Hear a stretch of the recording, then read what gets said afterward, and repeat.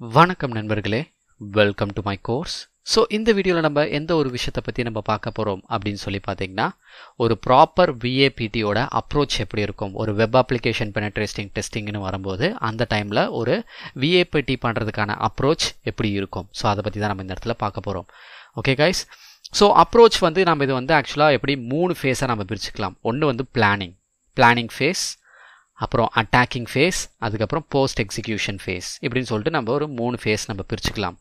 Okay guys, so இந்த planning face வந்து எப்போ நடக்கும் அப்படின்னு சொல்லி பார்த்தீங்கன்னா, நீங்கள் உங்களோட டெஸ்டிங்லாம் நீங்கள் பண்ணுறதுக்கு முன்னாடி இந்த விஷயம் எல்லாத்தையும் நீங்கள் பண்ணணும். ஓகே, லைக் பிளான் பண்ணணும், எப்படி நம்மளோட டெஸ்ட்டை வந்து நம்ம பெர்ஃபார்ம் பண்ண போகிறோம், நம்மளோட ஸ்கோப் என்ன. ஓகே, ஸ்கோப்னால் வந்து நீங்கள் உங்களுக்கு கொடுக்க வேண்டிய விஷயங்கள், லைக் எனக்கு என்னென்ன மாதிரி யூஆர்எல்ஸ்லாம் அவங்க கொடுக்க போகிறாங்க, அதில் எதெல்லாம் நான் வந்து டெஸ்ட் பண்ணணும், எதெல்லாம் நான் டெஸ்ட் பண்ணக்கூடாது. ஓகே, ஸோ அதை பற்றின ஃபுல் இன்ஃபர்மேஷன். ஒரு அப்ளிகேஷன் உங்ககிட்ட கொடுக்குறாங்கன்னா அந்த அப்ளிகேஷன் எப்படி ஒர்க் ஆகும், அதில் வந்து என்னென்ன மாதிரி ஃபீச்சர்ஸில் இருக்குது, என்னென்ன மாதிரி ஃபீச்சர்ஸ்லாம் இருக்குது, எத்தனை யூசர் ரோல்ஸ் இருக்குது, எத்தனை லாகின்ஸ் இருக்குது, இந்த மாதிரி இன்ஃபர்மேஷன் எல்லாமே வந்து ஒரு பர்டிகுலர் கிளைண்ட் கிட்டேருந்து ஒரு டெஸ்டர் வந்து எல்லா இன்ஃபர்மேஷன்ஸும் வாங்கிக்கணும். அண்ட் அந்த அப்ளிகேஷன் வந்து எப்படி ஒர்க் ஆகுது, அதில் இருக்க ஃபீச்சர்ஸ் இதெல்லாமே வந்து ஒரு வாக் த்ரூ மாதிரி வந்து கிளைண்ட் சைட்லேருந்து நம்மளுக்கு ப்ரொவைட் பண்ணணும். ஸோ அப்போ தான் வந்து உங்களால் உங்களோட அப்ளிகேஷனை வந்து ரொம்ப ஈஸியாக அண்டர்ஸ்டாண்ட் பண்ணிக்க முடியும். ஸோ அதனால் டெஸ்டிங்குன்னு வரும்போது அந்த டைமில் நீங்கள் வந்து தடுமாறதுக்கான சான்சஸ் ரொம்ப கம்மியாக இருக்கும். பிகாஸ் உங்களுக்கு ஆப்வியஸாக அந்த ஃபீச்சர் எப்படி ஒர்க் ஆகும்னு தெரியும். ஸோ அந்த ஃபீச்சருக்கு ஏற்றா போலவே நீங்கள் வந்து டிஃப்ரெண்ட் டைப்ஸ் ஆஃப் இன்ஜெக்ஷனோ இல்லைனா ஏதாவது ஒரு அட்டாக்கிங் டெக்னிக்ஸோ நீங்கள் வந்து அதுக்கேற்ற மாதிரி பர்ஃபார்ம் பண்ணுவீங்க. ஓகே, அண்ட் ஒரு அப்ளிகேஷன் வரும்போது அதில் வந்து என்ன மாதிரி செக்யூரிட்டி ஃபீச்சர்ஸ் வந்து அவங்க இம்ப்ளிமெண்ட் பண்ணியிருக்காங்க, அவங்க ஒருவேளை ஃபயர்வால்ஸ் எழுதியிருந்தாங்கன்னா என்ன மாதிரி ஃபயர்வால், எப்படி ரூல்ஸ் எழுதியிருக்காங்க. ஸோ இந்த மாதிரி டைப் ஆஃப் இன்ஃபர்மேஷன்ஸ்லாம் நீங்கள் வாங்கிக்கணும்.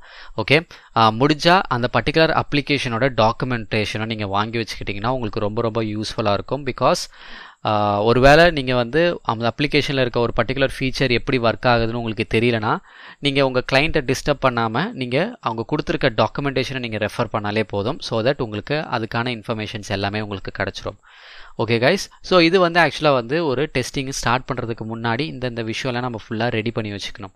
ஓகே, ஸோ இது மூலிமா நம்ம என்ன பண்ணலாம்னா ஒரு டெஸ்ட் பண்ணுறதுக்கான ஒரு பிளானை வந்து நம்ம கிளியராக க்ரியேட் பண்ணி வச்சுக்கலாம். ஸோ ஓகே, எதுக்காக லைக் ஓகே இப்போ வந்து அட்மின் லாகின் இருக்குது, ஒரு கிளைண்ட் லாகின் இருக்குது. ஸோ அட்மின் லாகினில் ஃபர்ஸ்ட் நான் என்னென்ன விஷயம்லாம் கவர் பண்ணணும், கிளைண்ட் லாகினில் என்னென்ன மாதிரி விஷயம்லாம் கவர் பண்ணணும் அப்படின்னு சொல்லிட்டு நீங்கள் ஒரு ஃப்ளோ மாதிரி ஒரு போட்டு வச்சுக்கிட்டிங்கன்னா உங்களுக்கு டெஸ்ட் பண்ணுறபோது உங்களுக்கு ஒன்றா முடிச்சிட்டேன் அப்படின்னு சொல்லிட்டு உங்களுக்கு ஒரு சாட்டிஸ்ஃபேக்ஷன் கிடைக்கும். அண்ட் உங்களோட டெஸ்ட்டும் ரொம்ப கிளியராக போகும். ஸோ அந்த ஒரு ரீசனுக்காக தான் இந்த மாதிரி ஒரு டெஸ்ட் பிளானை நீங்கள் க்ரியேட் பண்ணி வச்சுக்கணும் அப்படின்னு நான் சொல்கிறேன். ஸோ அடுத்தது வந்து ஆப்வியஸாக வந்துட்டு ஒரு அட்டாக்கிங் ஃபேஸ். ஸோ இதில் தான் வந்து நம்ம எல்லா டைப்ஸ் ஆஃப் வல்னரபிலிட்டிஸ் எல்லாத்தையுமே வந்து ஃபுல்லாக நம்ம பெனட்ரேட் பண்ணி பார்ப்போம். ஓகே, ஆப்வியஸாக வந்துட்டு ஒரு அப்ளிகேஷன் நீங்கள் டெஸ்ட் பண்ணுறீங்கன்னா அந்த அப்ளிகேஷனோட பேக் அண்ட் பிஸ்னஸ் லாஜிக் நீங்கள் தெரிஞ்சு வச்சுக்கணும். ஏன்னா இப்போ ஃபார் எக்ஸாம்பிள் ஒரு ஃபினான்ஷியல் அப்ளிகேஷன் இருக்குது, ஒரு சோஷியல் மீடியா அப்ளிகேஷன் இருக்குது. 2 அப்ளிகேஷனோட சினாரியோ கண்டிப்பாக சேமாக இருக்க போகிறது கிடையாது, ரெண்டுமே டிஃப்ரெண்ட்டாக தான் இருக்கும். ஸோ அதனால் பேக் எண்டில் இருக்க அந்த சினாரியோ, அந்த பிஸ்னஸ் லாஜிக் எல்லாத்தையும் நீங்கள் அண்டர்ஸ்டாண்ட் பண்ணிவிட்டு அந்த சினாரியோக்கு ஏற்ற மாதிரி தான் நீங்கள் வந்து உங்களோட டெஸ்டிங்கை நீங்கள் எப்பவுமே பர்ஃபார்ம் பண்ணணும். ஓகே, அண்ட் எப்போவுமே திங்க் பண்ணாதீங்க லைக் ஒரு அப்ளிகேஷனை நீங்கள் டெஸ்ட் பண்ணிங்கன்னா அதே மெத்தட் தான் இருக்கும் அப்படின்னு கிடையாது. ஏன்னா சினாரியோஸ், டெஸ்டிங் டெக்னிக்ஸ் எல்லாமே மாறும்.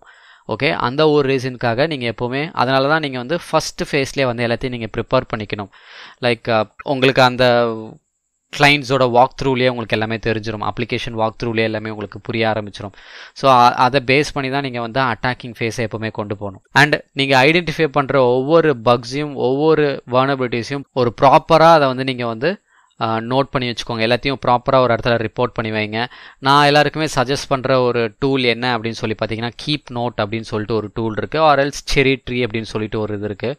ஸோ இதெல்லாமே வந்து நோட் டேக்கிங்கான டூல். ஸோ இந்த டூலை நீங்கள் ப்ராப்பராக ஃபாலோ பண்ணுங்கள். இந்த டூலை யூஸ் பண்ணுறது ரொம்ப ஈஸியாக தான் இருக்கும். ஓகே, இது நீங்கள் யூஸ் பண்ண கற்றுக்கிட்டிங்கன்னா உங்களால் எல்லா இன்ஃபர்மேஷன்ஸும் நீங்கள் அதில் போட்டு வச்சுக்கலாம். ஸோ அந்த ஒரு ரீசனுக்காக நான் சொல்கிறேன். Okay guys, so don't worry, அந்த செரி ட்ரீ பற்றின ஒரு அப்ளிகேஷனை வந்து நான் வந்து ஃபியூச்சர் லெக்சரர்ஸில் நான் போட்டிருக்கேன்.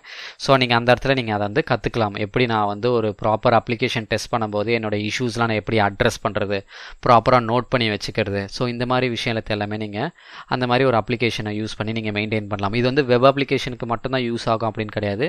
எந்த டைப் ஆஃப் டெஸ்டிங்ஸ் நீங்கள் பண்ணும்போது இந்த மாதிரி நோட் டேக்கிங் டூல்ஸ் நீங்கள் யூஸ் பண்ண கற்றுக்கிட்டிங்கன்னா ரொம்ப யூஸ்ஃபுல்லாக இருக்கும். ஓகே ஸோ ஒன்ஸ் உங்களோட டெஸ்டிங்ஸ்லாம் ஃபுல்லாக நீங்கள் முடிச்சதுக்கப்புறம் நீங்கள் வந்து ஒரு ப்ராப்பர் ரிப்போர்ட்டை நீங்கள் க்ரியேட் பண்ணணும். ஸோ இந்த ரிப்போர்ட் க்ரியேட் பண்ணுறதுக்கான ஃபார்மேட்ஸ் வந்து பார்த்திங்கன்னா உங்களுக்கு ஆன்லைனில் நிறைய கிடைக்கும். அண்ட் மோஸ்ட்லி நிறைய கம்பெனிஸ் வந்து அவங்களோட ஓன் ரிப்போர்ட்டிங் ஃபார்மேட்ஸ் அவங்க மெயின்டைன் பண்ணுவாங்க. ஓகே, இப்போ எங்கள் கம்பெனின்னு வரும்போது நாங்கள் செப்பரேட்டாக ஒரு ரிப்போர்ட்டிங் ஃபார்மேட் மெயின்டைன் பண்ணுவோம். நிறைய கம்பெனிஸ்க்கு வந்து டிஃப்ரெண்ட் ஃபார்மேட்ஸ் இருக்குது. ஸோ அதனால் ஃபார்மேட்ஸ் வந்து டிஃபர் ஆகலாம்.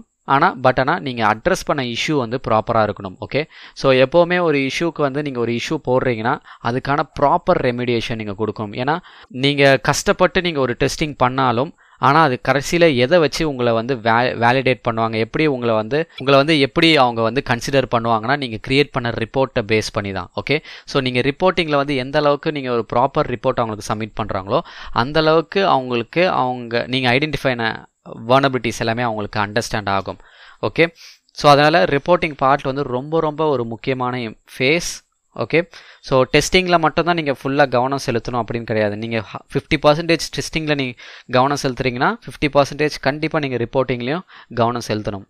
ஓகே கைஸ், ஓகே, ஸோ இப்போ வந்து டெஸ்டிங் ஃபேஸ் எல்லாமே முடிஞ்சிடுச்சு. ஒன்ஸ் டெஸ்டிங் ஃபேஸ் முடிஞ்சதுக்கப்புறம் என்ன பண்ணுவோன்னா ஆப்வியஸாக வந்துட்டு உங்கள் ரிப்போர்ட்டை வந்து நீங்கள் கன்சர்ன் பர்சன் கிட்ட சப்மிட் பண்ணுவீங்க. ஒன்ஸ் நீங்கள் சப்மிட் பண்ணதுக்கப்புறம் யூ கேன் டிஸ்கஸ் பண்ணிக்கலாம். நீங்கள் வந்து என்னென்ன மாதிரி ரெமிடியேஷன் கொடுக்கணும் அந்த மாதிரி விஷயம் எல்லாத்தையுமே நீங்கள் வந்து அவங்க பர்டிகுலர் கன்சர்ன் பர்சன் கிட்ட நீங்கள் வந்து ஃபுல்லாத்தையும் டிஸ்கஸ் பண்ணிக்கலாம்.